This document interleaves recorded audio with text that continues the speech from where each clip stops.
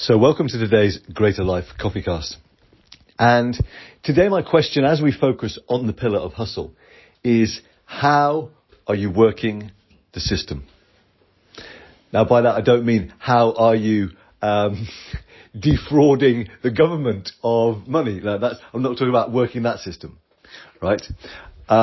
What I am referring to is the idea that it is really tough to run a stress-free, non-overwhelming business if you do not have appropriate systems and processes in place. And I say this as someone who experiences on a daily basis the pain of not having those things. Okay? And that runs across good portions of my life. Having discovered last year that there is some neurodivergence that I've been blessed with, particularly around ADHD. And to recognize that when I look back at my journals from the last 5-6 years, almost without fail, what was coming through in those journals was my need for appropriate systems and processes. And if you look at any of the literature or research on how to support someone with ADHD, it will invariably talk about the right kind of structure in their life and the right kind of accountabilities. And one of the things that a system can do is it can give you that structure and it can keep you accountable to it, right? So I marvel at the fact that we are, and I mentioned this before, we are self-healing beings. And that this is played out for me even in my entrepreneurial realm, where my being, if you like, call it my soul, whatever, knew that I needed systems and processes in place if I was to operate optimally. And I am, I own that I'm very much still getting there. Okay. I've had glimpses of what it's like to effectively run a house with a system.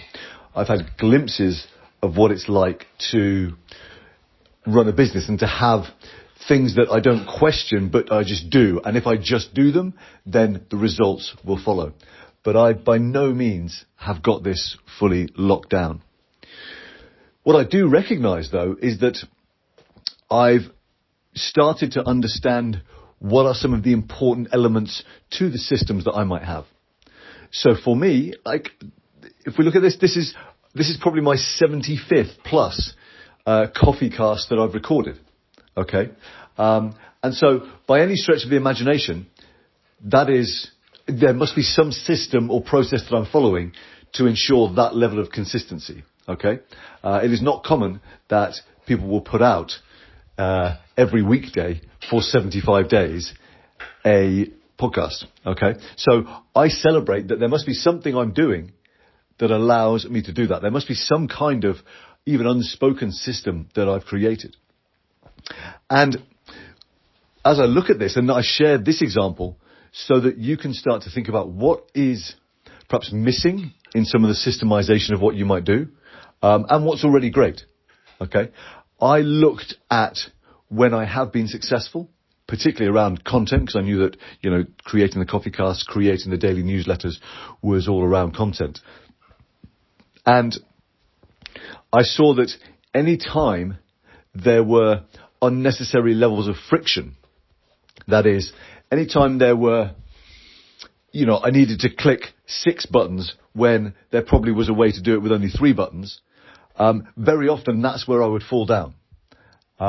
And for whatever reason, I could fight that all I wanted.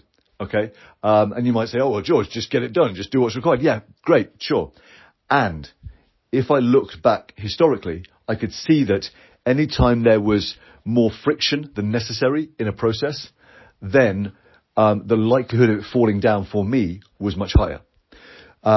Hence, when I came across an offer for a video editing software that would allow me to edit my videos, to get captions on them at the click of a button, and then to be able to share those videos to YouTube, Facebook, LinkedIn, and Instagram, all simultaneously, like with a click of a single button. For me, that was a very obvious no-brainer, and it's been one of the definite factors in supporting me to be so regular and consistent with these CoffeeCasts. Now, there is a flip side to all of this, of course, which is that if you put in place a system that doesn't help you get the result, or actually hinders you from getting the result, but you don't think to question the system, then you've got a problem. We could take as an example a chef who has a great system for overcooking steaks. Now, wonderful, he may have a fantastic system, or she may have a fantastic system, but if that system is creating the result of overcooked steaks, that system is unlikely to contribute to the long-term success of the restaurant. Okay? So today, that is my question, is where right now do you need to bring in more systems? And maybe not even more systems, but more effective systems. Where right now are there causes of stress and overwhelm in your entrepreneurial life that don't need to be there if you simply had a system that you followed and you didn't think to question or challenge that system? You simply did the system. You simply executed on the system. All right. And on the flip side of that, where right now might there be some things that you are doing regularly, i.e. some kind of system, whether conscious or not, that is actually hindering you from getting the results you want? Because here's the reality, is that if you've been in business for more than 3 years and you're still just about only treading water in terms of profitability, you're just about keeping yourself afloat, then the chances are you have some systems that do not serve you, because by the time 3 years has rolled around, that should be sufficient time for you to have proven your concept in the market, to have identified who your ideal customers are, and to have become proficient in fulfilling what you offer to your customers. And if therefore you are not consistently making profit, and significant profit, then there are certainly some systems to be examined and interrogated. Okay, so go ahead. Today, if you're honest, where could you stop questioning and just start executing on a system?